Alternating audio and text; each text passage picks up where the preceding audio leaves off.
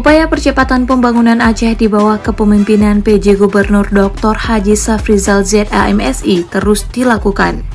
Salah satu upaya tersebut adalah mengesahkan APBA tahun anggaran 2025 dengan cepat dan tidak melewati batas waktu yang ditetapkan. DPR Aceh dan pemerintah Aceh mengesahkan APBA 2025 pada Selasa malam 24 September 2024.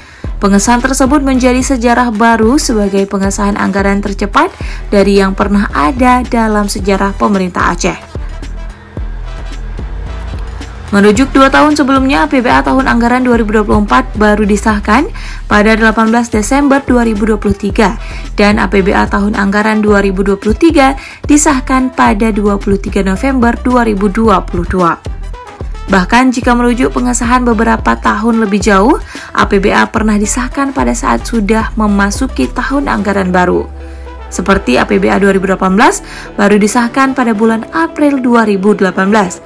Pengesahan tercepat di masa PJ Gubernur Safrizal tidak terlepas dari komunikasi dan sinergi yang baik yang dibangun Safrizal dengan pihak DPRA. Pada momentum pengesahan APBA 2025, PJ Gubernur Safrizal menyampaikan terima kasih dan penghargaan kepada ketua, para wakil ketua, dan anggota DPR Aceh yang dengan penuh semangat bersinergi dalam menyelesaikan rangkaian pembahasan rancangan Kanun Aceh tentang APBA tahun anggaran 2025.